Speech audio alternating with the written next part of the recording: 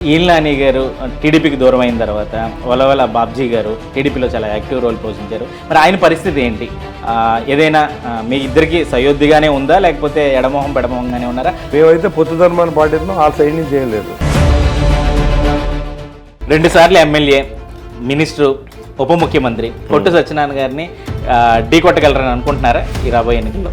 మన కొట్టు సత్యనారాయణ నెగ్గాడా? జగన్మోహన్ రెడ్డి గాలి ఉంటే నెగ్గుతాడు, రాజశేఖర రెడ్డి గాలి ఉంటే నెగ్గుతాడు. ఇప్పుడు అతను ఆలోచించుకోవాలి, మనం ఢీ కొట్టగలం లేదా, నేను ఆలోచించవలసిన అవసరం లేదు. ఈసారి పవన్ కళ్యాణ్ గారు ఎక్కడి నుంచి పోటీ చేయబోతున్నారు? ఎక్కడి నుంచి పోటీ చేసినా ఆయన గెలుస్తారు. అక్కడెక్కడని మేము చెప్పలేము, చెప్పం కూడా.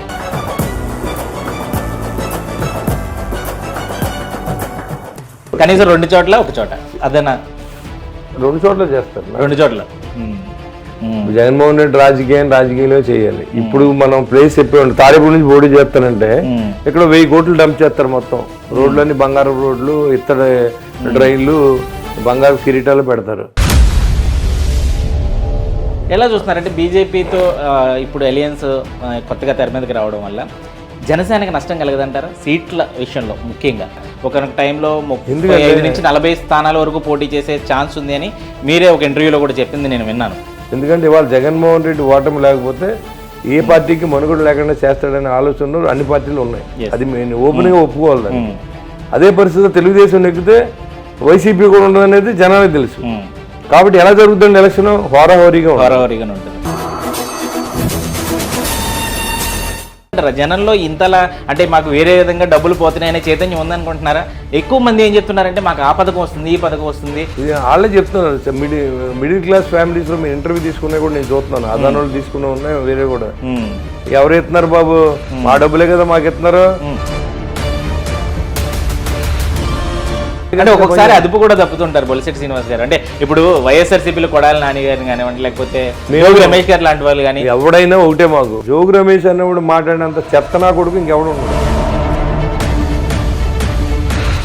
దశల వారి మద్యపాన నిషేధం చేస్తే మళ్ళీ ఓట్లు అడుగుదా కొత్త నా చెల్లెమ్మల దగ్గర కానీ అన్నావా లేదా?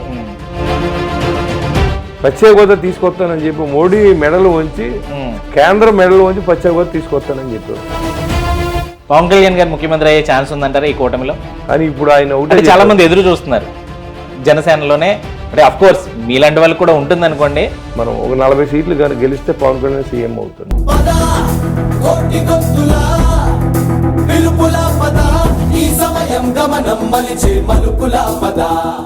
హాయ్, నేను Srikanth. Welcome to leader with Adaan. ఈరోజు మనతో ఉన్న నాయకుడు తాడేపల్లిగూడెం జనసేన పార్టీ ఇన్ఛార్జ్ బొలిశెట్టి శ్రీనివాస్ గారు.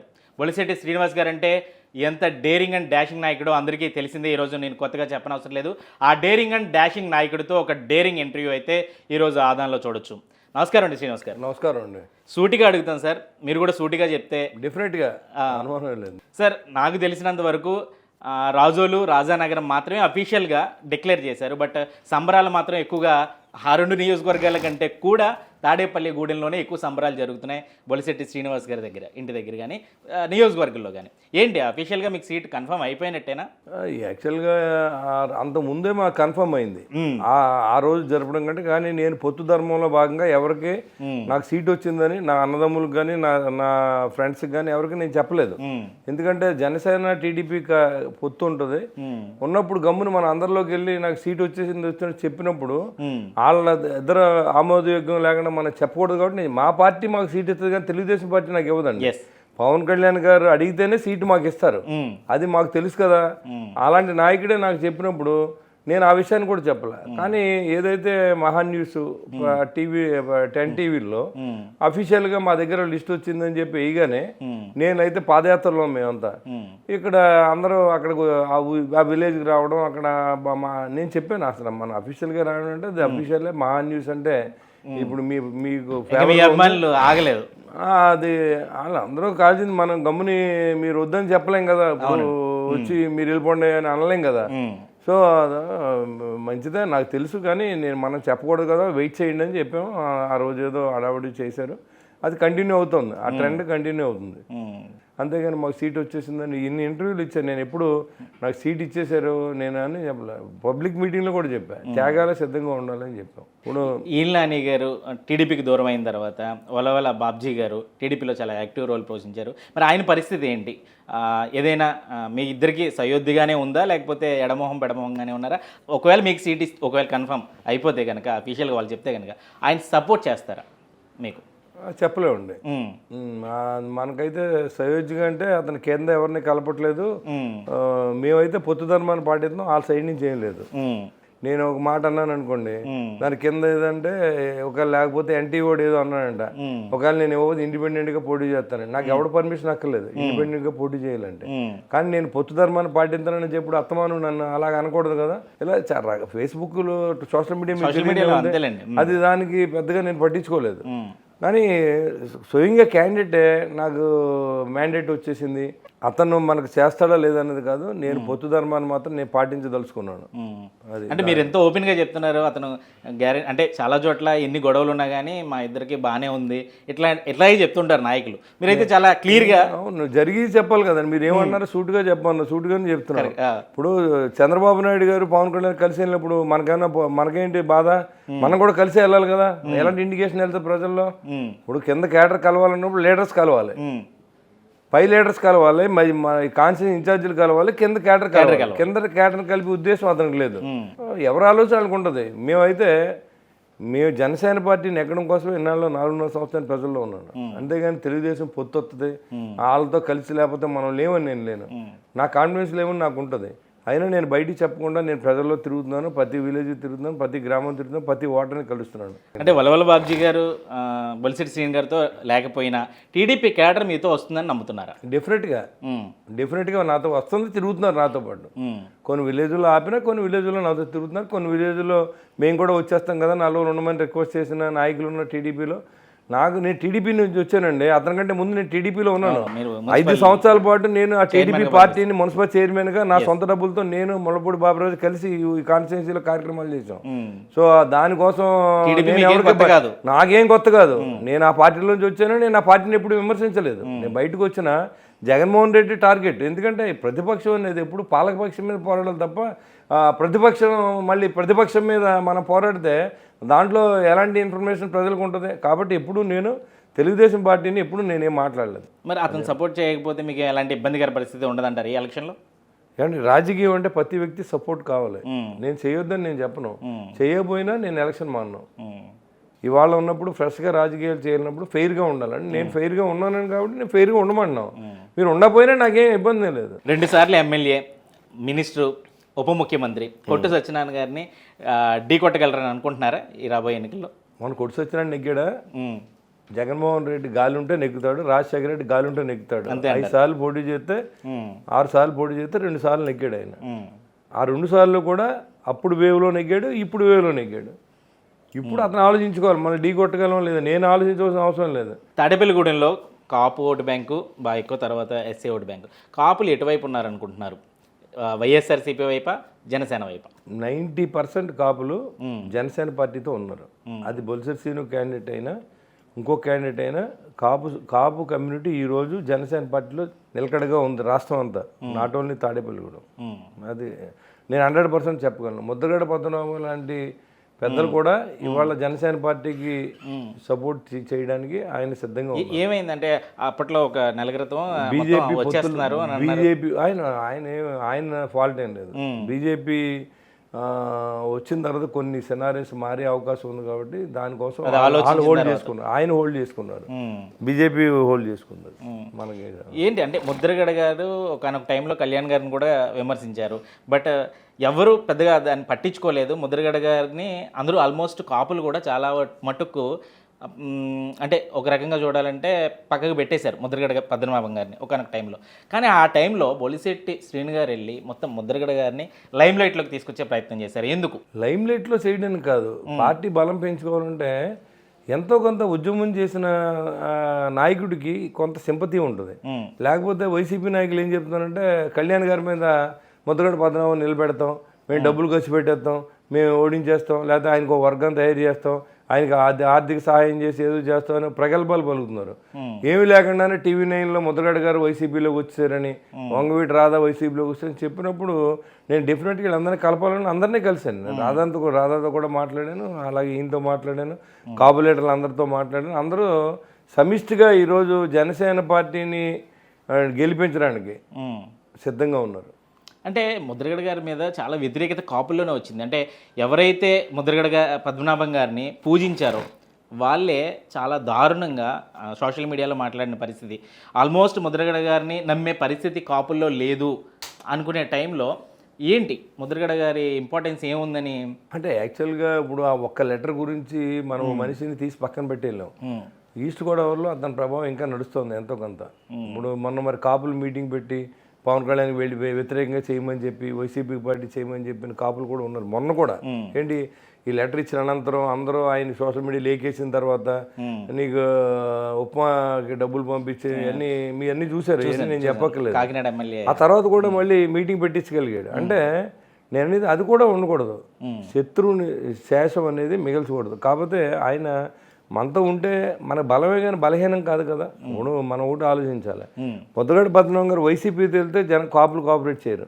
ముద్రగడ పద్మనాభం గారు ఈ జనసేనతో వెళ్తే కాపులు కోఆపరేట్ చేస్తారు. అది ఏంటి, అది ఆ లాజిక్ మిస్ అవ్వకూడదు. అదే కాకుండా మా నాయకుడు కూడా అంతకుముందు ఒక లెటర్ రాయడం జరిగింది. కాపు నాయకులు ఎవరైనా నన్ను తిట్టినా నేను ఆశీర్వాదంగా స్వీకరిస్తాను, నా తలుపులు ఎప్పుడు తెరిచి ఉంటాను లెటర్ రాయడం జరిగింది. దాని మీద ఆయన రియాక్ట్ అయ్యారు. ఏంటి ఇలాగా ఎప్పుడైనా తెలుసుకున్నందుకు సంతోషం, నేను మీతో కలిపి చేయడానికి నాకు అభ్యంతరం లేదు ఏంటి అని చెప్పి, నేను ఎప్పుడు మిమ్మల్ని సొంతంగా నేనేం తిట్టలేదు, మీరు ఇచ్చిందని సమాధానం మాత్రం చెప్పానని ఒక లెటర్ రాసి ఇచ్చారు. ఆ లెటర్ కూడా నా దగ్గర ఉంది, నాకే ఇచ్చి పంపించారు. నేను కళ్యాణ్ గారు చెప్తే నేను ఎప్పుడూ ఆయన అనలేదు. నేను ఆయన చాలామంది నాయకులు చాలా సంఘాలు పెట్టారు కాబట్టి దాన్ని విమర్శించాను ఆయన చెప్పడం. మరి ఇలా ఉన్నప్పుడు మనం కావాలంటే జాయిన్ చేసుకోవాలి, తప్పేం లేదు. మనం అవసరమైతే ఆయన ఇంటికి వెళ్ళి మనం ఆయన ఆహ్వానిద్దాం పెద్ద అని చెప్పి కళ్యాణ్ గారు రెస్పాండ్ అవ్వడం. ఆయన కూడా ఆయన మా ఇంటికి వచ్చి టీ దాకా వెళ్ళిపోమంటే అన్కండిషనల్గా నేను కలిసి మీకు సపోర్ట్ చేస్తానని చెప్పడం. ఇవన్నీ వాస్తవాలే, మీరు ఇద్దరిని అడగొచ్చు. ముద్రగడ పద్మనాభం గారు ఎక్కడి నుంచి పోటీ చేయబోతున్నారు జనసేనలో జాయిన్ అయిన తర్వాత? అది ఇంకా ఇప్పుడు ఈ బీజేపీతో అయిన తర్వాత కానీ ఎలాంటి నిర్ణయాలు జరుగుతాయో చెప్పలేము. చాలా బీజేపీ వచ్చిన తర్వాత కొన్ని చేంజింగ్స్ జరుగుతూ ఉంటాయి. ఎలా చూస్తున్నారంటే బీజేపీతో ఇప్పుడు అలయన్స్ కొత్తగా తెర మీదకి రావడం వల్ల జనసేనకి నష్టం కలగదంటారా సీట్ల విషయంలో? ముఖ్యంగా ఒక టైంలో 35 నుంచి 40 స్థానాల వరకు పోటీ చేసే ఛాన్స్ ఉంది అని మీరే ఒక ఇంటర్వ్యూలో కూడా చెప్పింది నేను విన్నాను. ఇప్పుడు ఆ పరిస్థితి ఉందా? ఒకవేళ బీజేపీ జాయిన్ అయితే బీజేపీకి ఇచ్చే సీట్లు జనసేన కోత పడదంటారా? అనే ఉంది, తప్పే, దాంట్లో కూడా తప్పేం లేదు. ఎక్కడైతే వాళ్ళ బలంగా ఉన్నారో, ఎక్కడైతే గెలుస్తారో అక్కడే సీట్లు ఇస్తారు. అంతేగాని ఎవరినో తీసుకొచ్చి ఇక్కడ ఒక బొమ్మను నిలబెట్టేసి మీరు నెగ్గించమంటే ఎవరు చేయరండి. అలాంటి పరిస్థితి కోరుకున్నదేమో. మరి బీజేపీలో దాదాపు 12 సీట్లు 15 సీట్లు అడుగుతున్నారు. వాళ్ళ బలంగా ఉన్న చోట అంతే తప్ప బీజేపీ వచ్చినంత మాత్రాన మాకు సీట్లు తగ్గుతాయనో మాకు నష్టం జరుగుతుందని నేను ఎప్పుడు ఊహించుకోలేదు. అలాంటి ఆలోచన కూడా నాకు లేదు, రాదు కూడా. బీజేపీ ఎక్కడికి వాళ్ళు గెలవగల సత్తా ఉన్న చోట వాళ్ళు ఏం అడిగితే వాళ్ళు సీట్లు ఇస్తారు. అది వాళ్ళకి విత్ సర్వేలు పెట్టిస్తారు. ఏ పార్టీకి ఇచ్చినాయి, వాళ్ళు జనసేన పార్టీకి ఇచ్చారంటే సీటు సర్వే మీద ఇస్తారండి. సర్వే లేకుండా ఏ సీటు ఎవరు. ఎందుకంటే ఇవాళ జగన్మోహన్ రెడ్డి ఓటమి లేకపోతే ఏ పార్టీకి మనుగడ లేకుండా చేస్తాడనే ఆలోచనలు అన్ని పార్టీలు ఉన్నాయి. అది నేను ఓపెన్గా ఒప్పుకోవాలి దానికి. అదే పరిస్థితిలో తెలుగుదేశం నెగ్గితే వైసీపీ కూడా ఉండదనేది జనానికి తెలుసు. కాబట్టి ఎలా జరుగుతుంది ఎలక్షన్? హోరాహోరీగా ఉంటుంది. అంటే నవరత్నాల పథకాల ద్వారా ప్రతి ఇంటికి డబ్బు అందుతుంది కదా, ఈ విషయంలో మీ కూటమికి ఇబ్బందికరమైన పరిస్థితి ఏమి ఏర్పడదు అనుకుంటారా? నవరత్నాలు అనేది నామినల్గా డబ్బులు ఇచ్చి కోట్లాది రూపాయలని దోచుకుంటున్న వ్యక్తి జగన్మోహన్ రెడ్డి అనేది నేను 1,00,000 సార్లు చెప్పాను. ఇప్పుడు ఆ పనులు మీ పేర్లు పెట్టి మీరు ఇచ్చుకుంటున్నారు. కానీ అన్నిటికీ ఒకటే మందు, మీరు కరెంటు బిల్లు పెంచుకుంటూ వెళ్ళారు. నవరత్నాలు మీరు ఇస్తే సంవత్సరానికి పెన్షన్లు కానీ పెన్షన్లు ఇస్తే ఒక వ్యక్తికి ఒక కుటుంబానికి 3,000 అండి, 36,000 సంవత్సరానికి. అది కూడా ఈ నెల నుంచి. ఈ దీంట్లో మీరు కరెంటు బిల్లు ఎంత పెరిగింది, నిత్యావసర వస్తువులు ఎంత పెరిగినాయి, గ్యాస్ సిలిండర్ మీద రేట్ ఎంత పెంచారు, డీజిల్ ఆయిల్ పెట్రోల్ అన్ని స్టేట్ల కంటే ఎక్కువ అమ్ముతూ ఉన్నారు. మరి అలాగని ఒక పక్కన రాష్ట్రాలని అప్పులు దాంట్లో నెక్కారు. 1,60,000 కోట్ల నుంచి 11 లక్షల కోట్ల దాకా తీసుకెళ్లారు. అంటే జనంలో ఈ చైతన్యం ఉందంటారా? జనంలో ఇంతలా అంటే మాకు వేరే విధంగా డబ్బులు పోతున్నాయనే చైతన్యం ఉందనుకుంటున్నారా? ఎక్కువ మంది ఏం చెప్తున్నారంటే మాకు ఆ పథకం వస్తుంది, ఈ పథకం వస్తుంది, కులం, మతం, ప్రాంతం ఏది చూడకుండా వైఎస్ఆర్సీపీ ప్రభుత్వంలో మేము చాలా వరకు లబ్ధి పొందుతున్నామని చెప్తున్నారు. మరి అది పోనీ సరే, మీ యాంగిల్లో చూసుకున్నా ఓటు బ్యాంక్ రాజకీయం చేశారని అనుకుందాం, మరి ఆ రకంగా చూసినా కూడా మీకు ఇబ్బంది కలగదంటారా? ఈ డెఫినెట్గా కింద స్థాయిలో కూడా వెళ్ళేటువంటి ప్రచారం కాదు, ప్రజలకే అర్థమైంది. ఇది వాళ్ళే చెప్తున్నారు. మిడిల్ క్లాస్ ఫ్యామిలీస్లో మీరు ఇంటర్వ్యూ తీసుకున్నా కూడా నేను చూస్తున్నాను, అదాని వాళ్ళు తీసుకునే ఉన్నాయి, వేరే కూడా. ఎవరు ఎత్తున్నారు బాబు, మా డబ్బులే కదా మాకు ఎత్తున్నారు, కరెంట్ బిల్లు మిశ్రమ శాతం ఉన్నప్పుడు వన్ సైడ్ మన వాళ్ళు తీసుకుంటాం. మిశ్రమమైన తీర్పు, ప్రజల్లో మిశ్రమమైన తీర్పు ఉంది పథకాల పట్ల. మీరు నిజంగా పథకాలకు కనుక బానిసలు అయిపోయి ఉంటే ఆంధ్ర రాష్ట్ర ప్రజలు డెఫినెట్గా 2 పార్టీలు రావు, మళ్ళీ వైసీపీ అవుతుంది. నేను ఖచ్చితంగా బానిస అవ్వలేదని నేను చెప్పగలను. మీకు ఈ ఎవరైతే మిడిల్ క్లాస్ ఉన్నారో వాళ్ళందరూ రేట్ల పేరుకి ఇబ్బంది పడుతూ ఉన్నారు. ఇవాళ జనానికి ఎడ్యుకేట్ అయ్యారండి, ఎందుకంటే ప్రతి ఇంట్లోనూ ఇదివరకు ఎడ్యుకేషన్ లేదు. ఇందిరాగాంధీ టైంలో ఉన్నట్టుగా ఎస్సీల్లో బాబా అమ్మ అంటే దేవత అని వాళ్ళు గుర్తుగానే ఉన్నారు కొన్ని సంవత్సరాల పాటు. ఇప్పుడు ఆ పరిస్థితి లేదు, ఎందుకంటే వాళ్ళ కులంలో ఏదైతే ఎస్సీ కులాల్లో, బీసీ కులాల్లో బిలో ప్రాఫిట్ లేని వాళ్ళందరూ కూడా ఎడ్యుకేషన్ మీద ఆధారపడి బతుకుతున్నారు. బాగా చదివితే పిల్లల ఫ్యామిలీ సెటిల్ అయిపోతుంది. చైతన్యం వచ్చిందంటారు ఇప్పుడు? డెఫినెట్గా వచ్చింది. మీడియా పనిచేస్తుంది ఓ పక్కన ఎడ్యుకేషన్ వచ్చింది. ఆ ఎడ్యుకేషన్లో చదువుకున్నవాడు ఎవడైనా ఇక్కడ ఇండస్ట్రీస్ లేవు, ఉద్యోగాలకు బయట స్టేట్లకు వెళ్ళవలసి వస్తుంది. ఉన్న తల్లిదండ్రులు 2 పిల్లలే, కూతురేళ్ళు ఏమో ఎక్కడో అల్లుడి దగ్గర ఉంటుంది, ఉన్న కొడుకు ఎక్కడో దూర ప్రాంతాలు ఉద్యోగం చేస్తాడు. ఈ 60 సంవత్సరాలు దాటిన తర్వాత వృద్ధాప్యం వచ్చిన తర్వాత తల్లిదండ్రులు చూసి దిక్కు లేకుండా పోయింది. అది ప్రతి వాళ్ళకి అర్థమవుతుంది కదా. చదువుకున్నవాడు ఇక్కడ ఉద్యోగం ఉంటే, ఇండస్ట్రీ ఉంటే, ఇప్పుడు కియా ఉందండి, ఓ 10,000 మంది ఉద్యోగులు ఉన్నారు దాంట్లో. అదే ఇప్పుడు ఆయన గల్లా జయదేవ్ గారు ఫ్యాక్టరీ ఉంది, దాంట్లో 10,000 మంది ఉద్యోగం ఉన్నారు. అమరరాజా ఉంది. అలాగే ఇండస్ట్రీస్ పెట్టండి, తీర ప్రాంతాలు అభివృద్ధి చేయండి, 5 స్టార్ హోటల్స్ పెట్టండి, వాటర్ పార్క్స్ పెట్టండి. మీరు ఆదాయాన్ని సృష్టించాలి, కానీ నేను అప్పులు చేసి ఇస్తానంటే అది ఎంతవరకు కరెక్ట్? మీరేమో రూపాయి జీతం తీసుకుంటారు, మీకు ఉన్నటువంటి సలహాదారులు ఏమో 60 మంది, ఒక్కొక్కటికి 5 లక్షల జీతం కూడానేమో వందిమాగతులు, బంగ్లాలు, వాళ్ళకి గన్మెన్లు, కార్లు. ఎవడ బాబు డబ్బులు అండి? మరి జనసేన తెలుగుదేశం ఉమ్మడి ప్రభుత్వం అధికారంలోకి వచ్చినా కానీ మరి ఆ పథకాలన్నీ కూడా ఆపమని చెప్తున్నారు. మరి దాన్ని ఎట్లా చూడాలి?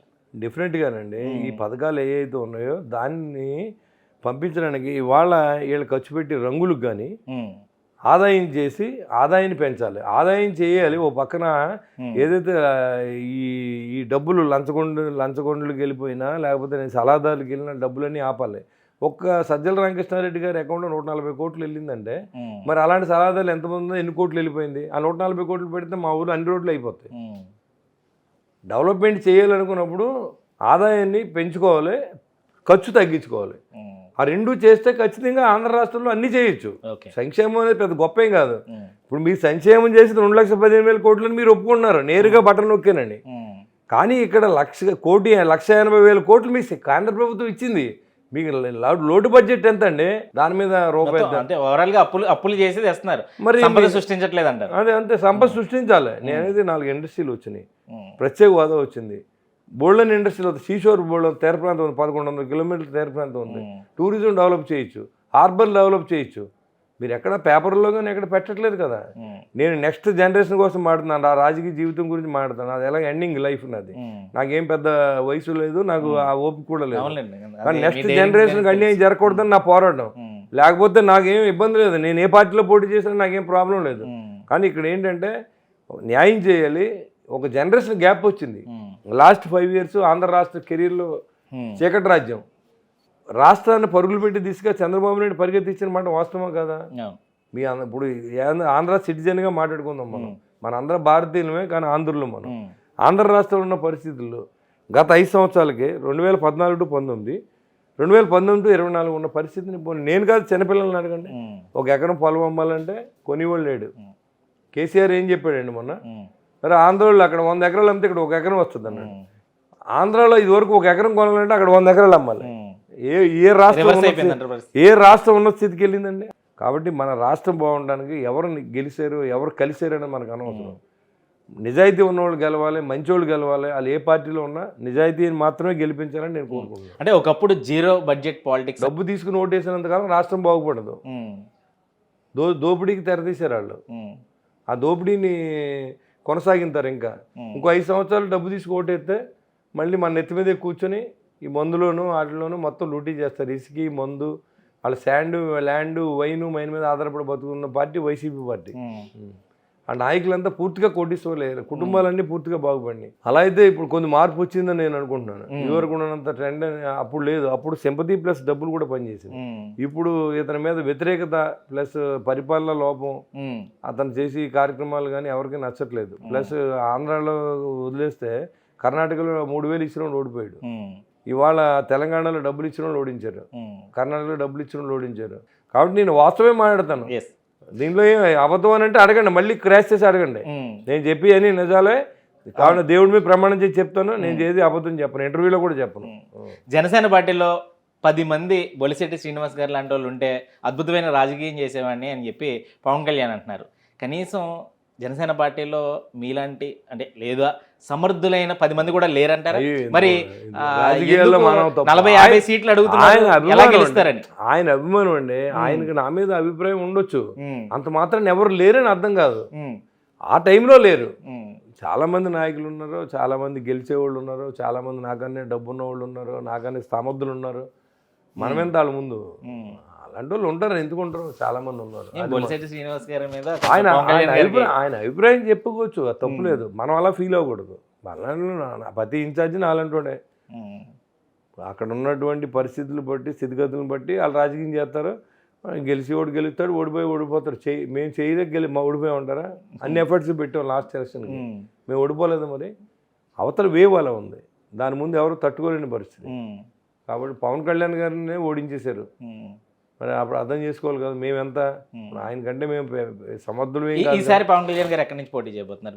ఎక్కడి నుంచి పోటీ చేసినా ఆయన గెలుస్తారు. అక్కడ ఇక్కడని మేము చెప్పలేము, చెప్పం కూడా. దాన్ని ఒక్కటి అడగండి, అది ఒకటే మాత్రం సస్పెన్స్ అంటారు అంతే. చెప్పకూడదు. కనీసం 2 చోట్ల ఒక చోట అదేనా? 2 చోట్ల చేస్తారు, 2 చోట్ల. జగన్మోహన్ రెడ్డి రాజకీయంలో చేయాలి. ఇప్పుడు మనం ప్లేస్ చెప్పేవాడి తాడేపల్లి నుంచి పోటీ చేస్తానంటే ఇక్కడ 1000 కోట్లు డంప్ చేస్తారు. మొత్తం రోడ్లన్నీ బంగారు రోడ్లు, ఇత్తడి డ్రైన్లు, బంగారు కిరీటాలు పెడతారు. కాబట్టి దానికి అవకాశం ఇవ్వకూడదు రాజకీయాల్లో. ఆయన ఎక్కడో చోట పోటీ చేస్తారు, లేకపోతే ఇక్కడే చేయొచ్చేమో, నేనే తప్పుకోవచ్చేమో, అది చెప్పకూడదు కదా. ముందు మా నాయకుడు ఉంటేనే పార్టీ ఉంటుంది కదా. కాబట్టి నేను లేకపోతే పిఠాపురం చేయొచ్చు, గాజువాకన్నా చేయొచ్చు, లేకపోతే తిరుపతి అని చేయొచ్చు, ఎక్కడన్నా పోటీ చేసినా నేను గెలిచేలాగా గ్రౌండ్ ప్రిపేర్ చేసాం. జనసేన పార్టీలో ఎందుకో ఎక్కువగా నాదెండ్ల మనోహర్ గారు బాగా టార్గెట్ అవుతారు. మంచి ఏదైనా ఉందంటే కళ్యాణ్ గారు, చెడు ఏదైనా ఉందంటే మనోహర్ గారు. ఎలా చూడాలి? అది మళ్ళీ పార్టీలోనే ఇంటర్నల్గా నేను చెప్తున్నది, బయట కూడా కాదు. ఏమంటే ఒక్కో వ్యక్తి మీద ఒక్కొక్క అభిప్రాయం ఉంటుంది. ఒక్కోసారి కొన్నాళ్ళు వ్యతిరేకిస్తాం మనకే అడ్డం చెప్పినప్పుడు, కొన్నాళ్ళు కలిసి పనిచేసే అవసరం కూడా ఉంటుంది. అదేం లేదు, అది అక్కడ ఏంటంటే ప్రజల అభిప్రాయాలు, అక్కడ నాయకుల అభిప్రాయాలు. ఆయన ఏంటో వీళ్ళు అనుకుంటారు కళ్యాణ్ గారిని కలవనివ్వట్లేదనో లేదా కళ్యాణ్ గారిని ఇచ్చేయలేదనో అపోహపడతారు. కళ్యాణ్ గారు కలవాలనుకుంటే ఆయన ఆపడం. కాబట్టి నేను కొన్నాళ్ళు అపోహపడిన మాట వాస్తవమే. ఆ తర్వాత అపోహపడ్డం చాలా, ఆయన ఏదైనా వాస్తవం మాట్లాడమన్నారు కదా, అపోహపడ్డం తర్వాత తెలుసుకో. కానీ వాస్తవం మాట్లాడడంలో మాత్రం మీ తర్వాత ఎవరైనా, నేను చాలా మందిని ఇంటర్వ్యూ చేశాను కానీ అసలు చాలా క్లియర్గా చెప్తున్నారు. ఎందుకు దాచుకుంటే ఉందండి, ఇప్పుడు అబద్ధంలో తెలిసిపోద్ది కదా రేపు. ఎందుకు మనం సొల్లుకోవాలి చెప్తూ ఉన్నదే మాట్లాడుకుందాం, ఎందుకు గొడవ ఎందుకు? మనోహర్ గారు పాత్ర ఏంటి అసలు? అంటే ఆయన నిజంగానే అంటే జన సైనికుల్లో అంటే పట్టించుకోరు కొంతమందిని అనేది చాలా వరకు. ఒక వ్యక్తి అందరినీ పట్టించుకోలేడు కదా. మా కాన్స్టిట్యూన్సీ 2,10,000 జనం ఉంటుంది. నేను 2,10,000 మందిని పేరు పెట్టి కేకలేను. సో అది ప్రాబ్లము. ఒక క్యాటర్ ఏమనుకుంటారంటే ఇలా క్వార్టర్ ఉంటారు, లేకపోతే రఘు గారి మాట వింటాడు, లేదా ఆయన మాట వింటాడు, ఆయన మాట అనుకుంటారు. కానీ మాకు అదే ఉండదు, మాకు అందరూ సమానమే. కాదు అందరి పేర్లు గుర్తుండవు కదా. అలాగే ఆయన ఇంతమంది స్టేట్లోనే మనం ఈ కాన్స్టిట్యూన్సీలోనే మనం ఇలా అనుకున్నప్పుడు అంటే చాలా చోట్ల సోషల్ మీడియాలో చాలా యాక్టివ్గా ఉంటారు జనసేన వాళ్ళు. అంటే అది మీకు నిజంగా చెప్పాలంటే ఇతర పార్టీల కంటే కూడా జనసేన పార్టీకి అది పెద్ద వరం. అసలు ఒక్క రూపాయి ఖర్చు పెట్టకుండా, రూపాయి ఇవ్వకుండా, అది వాస్తవం కూడా ప్రతి ఒక్కరు ఒప్పుకోవాలి. అభిమానం, పవన్ కళ్యాణ్ గారి మీద అభిమానంతో చాలా మంది పనిచేస్తారు. కానీ వీళ్ళందరినీ సెంట్రలైజ్ చేసే ఒక వ్యవస్థ జనసేన పార్టీలో లేదు. అది వైఎస్ఆర్సీపీలో కానీ టీడీపీలో కానీ చాలా బలంగా ఉంటుంది, వాళ్ళకి బలంగా సపోర్ట్ చేస్తారు. కానీ జనసేన పార్టీలో ఎందుకు అంత వీక్గా ఉంటుంది ఈ ప్లాట్ఫామ్? మనం అలా అనుకుంటామండి, ఏ పార్టీలోనే అలాంటి ఇదే ఉంటుంది. ఎప్పుడు కూడా ఆ కేటర్ అది అలాగే ఉంటుంది. ఆ బ్యూరోక్రాట్స్ అలాగే ఉంటారు, కింద వాళ్ళు కిందే ఉంటారు. అది నాట్ ఓన్లీ జనసేన, నేను తెలుగుదేశంలో పనిచేశాను, కాంగ్రెస్లో పనిచేశాను, ఇప్పుడున్న వైఎస్ఆర్సీపీ ముఖ్యమంత్రి ఎంతమంది కలిసాడండి, ఎమ్మెల్యేలు ఎంతమంది కలిసాడు. ఇప్పుడు ఇక్కడ అనుకుంటున్నా మా పార్టీలో అయితే మీరు అడుగుతున్నారు, సజ్జల రామకృష్ణారెడ్డి గారు తప్ప ఎవరైనా కలిసాడు ముఖ్యమంత్రి. ఇవాళ వరకు కలవని ఎమ్మెల్యేలు దాదాపుగా 120 మంది ఉన్నారంట, అంటే 38 మందిని కలిసాడు. అంతే కదా, నువ్వు సభలోకి వెళ్ళినా మాట్లాడక, ఇంటికి వెళ్ళినా మాట్లాడక, ప్రజల్లో తిరగక, ప్రజల కష్టాలు తెలుసుకోకుండా రాష్ట్రాన్ని ఎలా పరిపాలిస్తావు నువ్వు? మీ యాడ్లకి, మీ పేపర్లు పోషించుకుంటాకి, మీ టీవీ ఛానల్ పోషించుకుంటాకి, మీ సలహాదారుల జీతాలు, మీ వందుమాగుతులకు అన్నీ కట్టబెట్టడం, మైన్స్ ఇచ్చేయడం, లెక్కర్ మీ సొంతంగా వ్యాపారం చేయడం. భారతదేశ చరిత్రలో ఏ ముఖ్యమంత్రి కూడా లెక్కర్ వ్యాపారం చేయలేదు, ఒక్క జగన్మోహన్ రెడ్డి తప్ప. ఇది కాదని దమ్ము ఎవరికైనా ఉంటే చెప్పొచ్చు. దాన్ని మీరు ఎంత కమ్ముతున్నారో, డిజిటల్ లావాదేవీలు అన్నీ ఉన్నాయా, డిజిటల్ లావాదేవీలు ఎందుకు పెట్టలేదు మీరు, గవర్నమెంట్ ఆఫ్ ఆంధ్రప్రదేశ్కి ఎందుకు అకౌంట్లో కొడతలేదు, మీరు ఎందుకు క్యాష్ ట్రాన్సాక్షన్ చేస్తున్నారు గవర్నమెంట్ సొమ్ము, దానికి ఆన్సర్ ఉందా మీ దగ్గర? మరి నేను ఇంకా వైనాట్ 175 నేను పత్తి అంటే వాళ్ళ కర్మ, ప్రజల కర్మ, వాళ్ళు ఓట్లు వేస్తే వాళ్ళ కర్మ వాళ్ళు కాలిపోయినట్టు, మాకేం ఇబ్బంది లేదు. మాకు తింటాకే ఉంటాకే సంపాదించుకున్నాం, మాకు అంతకు మించి ఏం అవసరం లేదు. పోయేదోపులో అది హ్యాపీగా మనకున్న 10 మంది దానం చేసి పోతాం, మాకు ఇబ్బంది లేదు. కానీ నష్టపోయేది మాత్రం ప్రజలే. అది గుర్తుంచుకోకుండా మీకు ఓటేయం, మీకు ఓటేస్తా ఉంటే వేసుకోండి. లంచగొండలు ఓటేస్తే ఆ లంచగొండలాగా ఉంటారు, నిజాయితీ పడి ఓటేస్తే మీకు సేవ చేస్తాడు. లాస్ట్ టైం 32,000 ఓట్లతో ఓడిపోయి 37,000 ఓట్లతో ఓడిపోయిన బొలిశెట్టి శ్రీను గారు ఈసారి ఎంత ఓట్ల మెజార్టీతో గెలవబోతున్నారు అనుకోవచ్చు? అంటే ఇప్పుడు ఏదైనా అతిశయంగా మాట్లాడకూడదు, ఎందుకంటే గెలుపు అనేది గ్యారంటీ. ఎన్ని వేలు ఓట్లు మెజార్టీతో ఎన్ని గెలుస్తారు, అది ఒక గర్వంగా మనం ఫీల్ అవ్వకూడదు. మనం 10 మంది మీరు చూపించదలుచుకున్నాను, నన్ను మీరు చూపించే ఇన్ఫర్మేషన్ ఎలా వెళ్తుందంటే కాన్ఫిడెంట్ గా గెలుస్తాను, ఇంకా చాలా మీకు కాన్ఫిడెంట్ గా గెలుస్తాను.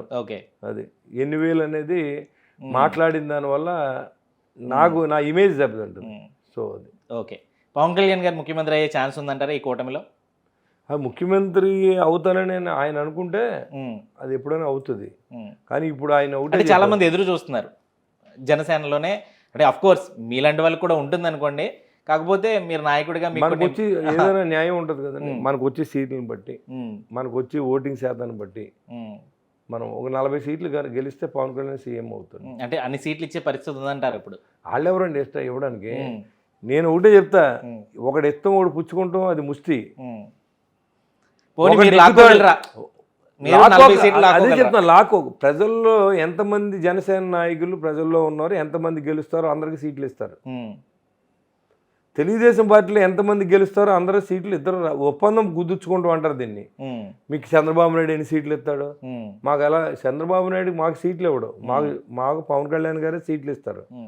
అలాగా గెలిచి వాళ్ళందరికీ సీట్లు ఇస్తారు, అంతే తప్ప ఈ వర్డ్ని మార్చాలి. మీకు చంద్రబాబు నాయుడు ఎన్ని ఇచ్చాడు? చంద్రబాబు నాయుడు గారు కాదు కదా రాష్ట్రం. తాడేపూడిలో తెలుగుదేశం నెగ్గుద్ది, తెలుగుదేశానికి ఇవ్వాలి. జనసేన నెగ్గుద్ది, జనసేనకి ఇవ్వాలి. బీజేపీ నెగ్గుద్ది, బీజేపీకి ఇవ్వాలి. ఆప్షన్స్ ఉంటాయి కదా, ఆ ఆప్షన్స్ రేస్లో తీసుకోవాలి తప్ప నిజంగా ఆయన 100 సీట్లు ఇచ్చేస్తాడండి మాకు, మీరే పోటీ చేసుకోండి అని. మాకు కూడా ఆ స్ట్రెంగ్త్ ఉండాలి కదా, ఆ డబ్బు ఉండాలి కదా. ఇప్పుడు మీరు అన్నాక డబ్బు కీలకం అయిపోయిందని, కనీసం ఖర్చులకైనా డబ్బులు ఉండాలి కదా. మీరు ఓటుకు డబ్బులు ఇవ్వద్దు, ఖర్చు పెట్టడానికైనా డబ్బులు ఉండాలి కదా. క్యాంపెయిన్ చేసి ఒక రోజు క్యాంపెయినింగ్ 50,000 నుంచి ₹1,00,000 అవుతుందండి. ఎలక్షన్ కమిషన్ ఎంత అవుతుందండి మనకి?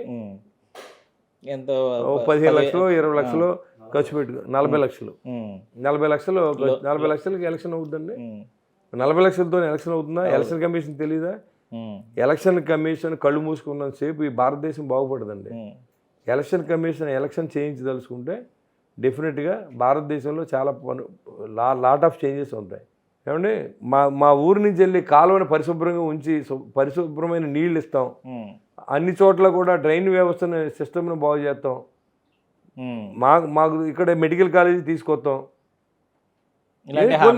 మాకు కొన్ని ఉంటాయి, అదే చెప్పండి, అది చెప్పండి. అది మీరు ప్రజలకి మనం ప్రలోభ పెట్టవలసిన అవసరం లేదు. మీకు ఇష్టం వచ్చిన ఓటు వేసుకోండి, అది కరెక్ట్. కానీ మీరు పెద్ద పెద్ద మీటింగ్లు పెట్టేసి భారీ బహిరంగ పెట్టేసి ఇలా ఇంటింటికి వెళ్ళి ఆడు పడుకున్నాం మనం లేపు డబ్బులు ఇచ్చేసి మాకు ఓటేసేయండి, మేము ఎర్రదీసేస్తాం అంటే ఏం ఎర్రదీసేస్తాం అంటే నీకు ఓటేసి డబ్బులు ఇచ్చి ఓటేయించుకుంటే నేను దానికి 10 రెట్లు తీసుకుంటున్నాను. అంటే అసలు ఏది మంచి జరగలేదంటారా వైఎస్ఆర్సీపీ ప్రభుత్వంలో? నాకు అంటే సచివాలయ వ్యవస్థ కానీ లేకపోతే వాలంటీర్లు కానివ్వండి. ఏమంటే వ్యవస్థలు మంచియే, దాంట్లో ఏంటంటే ఎలా ఉందంటే పాత సీసాల్లో కొత్త సీరా పోసినట్టు అలాంటి పరిస్థితి. ఎందుకంటే లంచం పొందే మీకు ఇవన్నీ ఎక్కడ పోతాయి? ముందు లంచం అనే వ్యవస్థ మారాలి. లంచం అనే వ్యవస్థ సీఎం దగ్గర స్టార్ట్ అయితే మంత్రుల దగ్గర నుంచి ఎమ్మెల్యేల దగ్గర నుంచి సర్పంచుల దాకా ఉంది. సర్పంచ్ లెవెల్లో మట్టి అమ్మితే ఎమ్మెల్యే లెవెల్ ఇసుక అమ్ముతున్నాడు, ఎమ్మెల్యేలు ఇసుక అమ్మితే ముఖ్యమంత్రి లెవెల్లో మద్యం అమ్ముతున్నాడు, మైన్స్ అమ్ముతున్నారు, లాటరేట్ అమ్ముతున్నారు, రాష్ట్రాన్ని సహజ వనరులని దోచుకుంటున్నారు. ఇంకా రాష్ట్రం ఏం బాగుపడుద్ది? జనసేన పార్టీని కానీ పవన్ కళ్యాణ్ గారిని కానీ ఎవరైనా ఏమైనా అంటే అందరికంటే ముందు ఫైర్తో ముందుకు వస్తారు. టీవీ డిబేట్లో కానీ అంతలా రెచ్చిపోతారు. ఎందుకు అంత అలా? మా పార్టీ అండి అది, నేను ఓన్ చేసుకున్న పార్టీ. నేను మామూలు అంటే కార్యకర్త. ఒక్కొక్కసారి అదుపు కూడా తప్పుతుంటారు బొలిశెట్టి శ్రీనివాస్ గారు. అంటే ఇప్పుడు వైఎస్ఆర్సీపీలో కొడాలి నాని గారిని కానివ్వండి లేకపోతే జోగి రమేష్ గారు లాంటి వాళ్ళు కానీ ఎవడైనా ఒకటే మాకు. అంటే వాళ్ళకి మీకు తేడా ఏంటి? వాళ్ళని తిడుతుంటారు కదా మీ జనసేన వాళ్ళంతా కూడా. మేము సిద్ధాంతపరంగా మాట్లాడతాం, డెవలప్మెంట్ మీద మాట్లాడతాం. వాళ్ళు పవన్ కళ్యాణ్ పర్సనల్ విషయాలు మాట్లాడతారు, చంద్రబాబు నాయుడు గారు పర్సనల్ విషయాలు మాట్లాడతారు. మరి అప్పుడు ఏమంటారండి? ఇప్పుడు నేను మాట్లాడేది నా అవినీతి గురించి మాట్లాడేది, నా డెవలప్మెంట్ గురించి మాట్లాడండి. నాకు ఏదన్నా ఈ సమాజానికి చెడ్డది దాని గురించి మాట్లాడండి. మీరు మాట్లాడేది ఏంటి? పర్సనల్ అఫైర్స్, పర్సనల్గా నీకున్న అటాచ్మెంట్. ఆయన చాలాసార్లు చెప్పాడు, నా పెళ్ళిళ్ళ గురించి దయించి ఎవరిని మాట్లాడద్దు, నాకు సరిపడలేదు, నేను అందరికీ న్యాయం చేసి చట్టబద్ధంగా నేను బయటకు వచ్చాను, నన్ను దయించి నా పెళ్ళిళ్ళ గురించి మాట్లాడదని చాలాసార్లు చెప్పడం జరిగింది. ఆ డిబేట్లో వాళ్ళు మాట్లాడేది అదే మాట్లాడతారు, మీ ప్యాకేజ్ స్టార్ అంటాడు. ప్యాకేజ్ ఎవడన్నా ఇచ్చినోడు ఉంటే చెప్పొచ్చు, మన పలానాడు ఇచ్చాడని చెప్పొచ్చు, పలానాడు తీసుకున్నాడని చెప్పొచ్చు. ఎవడో లేకుండానే మీరు ఊహించేసుకుని అంటే మరి లేని మాటలు అన్నప్పుడు కోపం రాకపోతే మన మనుషులే కాదు, మన ఎదుగుండా మన నాయకుని తిడితే మన పార్టీ వాల్యూ ఏంటి? జోగి రమేష్ అంతా ఏదో కాదు, నేను జోగి రమేష్ లాగా నేను ఎప్పుడు తిట్టలేదు, ఎవడో దగ్గరికి నేను వెళ్ళలేదు. చాలా వరస్ట్గా మాట్లాడతాడు అతను. జోగి రమేష్ అన్నప్పుడు మాట్లాడినంత చెత్తనా కొడుకు ఇంకెవడు ఉన్నాడు ఏంటి? పేరు నాని, కొడాలి నాని, వీళ్ళ ముగ్గురే ఆ పార్టీకి శని. ఆ పార్టీ నిజంగా పోతుంది కానుంటే వీళ్ళు ముగ్గురే. మరి అతనికి అర్థం అవుతుందో లేదో నాకు తెలియదు, కానీ ఎవరు తిడితే ఓట్లేదు. అట్లాంటి వాళ్ళకే కదా మరి అలా తిడితేనే యాక్టివ్గా ఉంటేనే కదండి సీట్లు అన్నీ కూడా ఇచ్చింది. తిట్టని నాయకులకి సీట్లు ఇవ్వలేదు అంటారు కదా, ఆ పార్టీలో వాళ్ళే. తిడితే సీట్లు ఇస్తారా? మరి ఆ పార్టీలో అలాగే ఉందని చెప్తున్నారు, ఆ పార్టీ వాళ్ళే. ఎక్కడున్నాం మనం? ఇప్పుడు మైలవరపు ఎమ్మెల్యే, మైలవరపు వసంత కృష్ణ ప్రసాద్, ఆయన తీసుకోండి, ఉదయభాను, చాలా మంది చెప్పారు. ఆయన ఎవరో మన పార్సారథి. అలా కాదు నేను అనేది, తిడతాం కాదు, మీరు సిద్ధాంతపరంగా పోరాడండి.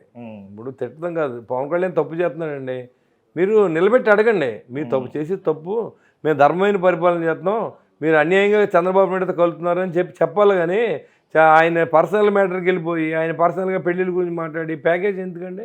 ఆయన ప్యాకేజీ తీసుకుంటే ఇవాళ చూడండి 289 కోట్లు ఆయనకి ఫండింగ్ ఇచ్చారు. ఆ డబ్బులన్నీ వెనక్కి పంపించాడు ఆయన. సీట్లు ఆశించే వాళ్ళు అందరూ వెనక్కి పంపించారు. అలాగా జగన్మోహన్ రెడ్డి పంపుతాడా? లాస్ట్ టైం రఘురామకృష్ణరాజు గారి దగ్గర డబ్బులు తీసుకున్నాడంట. ఆ డబ్బులు ఇంకా నాకు బాకీ ఏం చెప్తాడు? రఘురామకృష్ణరాజు అడగని ఇంటర్వ్యూ చేయండి, మీకు చెప్తాడు. ఎందుకు తిడతాం? అలా రెచ్చగొడతారు వాళ్ళు. మీరేమో మీ ఇసుక ఎందుకు అమ్ముతున్నారు అంటే పవన్ కళ్యాణ్ పెళ్ళిళ్ళు అంటాడు, అక్కడ పవన్ కళ్యాణ్ ప్యాకేజ్ అంటాడు, వాడు లేకపోతే బయటికి రాడంటాడు. ఆ సిద్ధాంతాల గురించి మాట్లాడరు. సిద్ధాంతం గురించే కదా మాట్లాడుకోవాలి. రాజకీయం అంటే ఏంటి? నీ ఏదైతే మేనిఫెస్టోలో చెప్పామండి, ఏం చెప్పారు మీరు? మేము అది అడిగామనుకోండి, మీరు ఏం చెప్పారయ్యా? దశల వారీ మద్యపాన నిషేధం చేస్తే మళ్ళీ ఓట్లు అడుగుతా కొత్తాను నా చెల్లెమ్మల దగ్గర, కానీ అన్నావా లేదా? ప్రత్యేక హోదా తీసుకొస్తానని చెప్పి మోడీ మెడలు వంచి, కేంద్ర మెడలు వంచి ప్రత్యేక హోదా తీసుకొస్తానని చెప్పావు. పోలవరం ప్రాజెక్ట్ కట్టి 125 అడుగులు విగ్రహం రాజశేఖర రెడ్డి గారు పెడతానని చెప్పావు. ఉన్న స్టీల్ ప్లాంట్ నమ్మేస్తే నువ్వు పట్టించుకోని పరిస్థితి. ప్రత్యేక హోదాకేమో తెలుగుదేశం పార్టీ పరిపాలన చేసినప్పుడేమో మీ ఎంపీలతో రిజైన్ చేయించావు. నువ్వు గెలిచిన తర్వాత మీ ఎంపీలు 22 మంది నెగ్గితే 8 మంది రాజ్యసభ మెంబర్లు ఉంటే దాని గురించి మాట్లాడలేదు. మరి జనానికి ఇంకా అర్థం అవుతులేదు, ఇంకా డబ్బులు తీసుకుని ఓట్లు వేస్తారంటే మనం ఈ రాష్ట్రాన్ని కాపాడడానికి ఆ భగవంతుడు కూడా సరిపోడు, ఆ దేవుడు కూడా దాక్కున్నాడు. ఇప్పుడు వెంకటేశ్వర స్వామి ఏమవుతాడో ఆయనకి తెలియదు, ఆయన ఇంకా పాపం చాలా ఓపికగా చూస్తున్నాడు, ఏం చేస్తాడంటే తెలియదు. ఫైనల్గా బొలిశెట్టి శ్రీని గారు తాడేపల్లిగూడెంలో 2024లో ఎన్ని కోట్లకు వచ్చి పెట్టబోతున్నారు? నా దగ్గర డబ్బులు అయిపోయినాయండి. మీరేమన్నా ఇస్తే ఆ డబ్బులు ఖర్చు పెడితే సిద్ధంగా ఉన్నాను. నా దగ్గర డబ్బు లేదు, ఇప్పుడు అమ్మాలి, ఏదో హాస్టల్ అమ్మాలి. అంటే సపోర్ట్ చేసే వాళ్ళు ఉంటారు కదండి, బొలిశెట్టి సీన్ గారికి సపోర్ట్ చేసే వాళ్ళు చాలా మంది. మా ఎగ్రెస్ పార్టీ వాళ్ళంతా నా క్యాన్వాస్ ఏంటంటే బొలిశెట్టి సీన్ అయిపోయి డబ్బులు లేవని చెప్తున్నారు వాళ్ళు. అది శ్రీరామ్ రక్షణకు. ఎందుకంటే అయిపోయిన డబ్బు ఖర్చు పెట్టలేదు కాబట్టి అభిమానంతో ఓట్లేదు. జనం కూడా డబ్బులు ఎవరేమో ఈసారి మళ్ళీ బొలిశెట్టి సీన్ గారు అనుకుంటే ప్రమాదం కూడా లేదంటారు. ఏమన్నా 500 వెయ్యి ఏం అవట్లేదండి, జీవితాలు మారిపోవు. ఏదో వాళ్ళ ఆ రోజు ఆ తాత్కాలికమైన ఆనందం తప్ప అది ఆ రోజు ఏంటంటే జగన్మోహన్ రెడ్డికి ఒక క్రేజ్ ఉండింది. ఈయన వస్తే వాళ్ళ నాన్నలాగా పనిచేస్తాడనో లేకపోతే ఇతను ఒకసారి ఓడిపోయాడనో అని ఇచ్చారు తప్ప ఈ రోజు అదేం పనిచేయదండి. మీరు ఎన్ని వేలు ఇచ్చినా ఓడిపోతున్నారు, రాసి పెట్టుకోండి. 5,000 ఇస్తే ఓడిపోతారు, 5,000 ఇస్తే ఓడిపోతారు. నేనేమి ఇవ్వకుండా నెగ్గుతానండి ఇక్కడ. నేను పంది వేస్తాను కావాలండి, నేనేమి ఇవ్వకుండా నెగ్గుతాను. తాడేపల్లి ప్రజలు నన్ను అలా నమ్మారు. ఓకే సార్, చాలా ధీమాగా ఉన్నారు. తాడేపల్లిగూడెంలో 2024లో ఎమ్మెల్యేగా గెలుపొందాలని మనసు. థ్యాంక్ యూ అండి.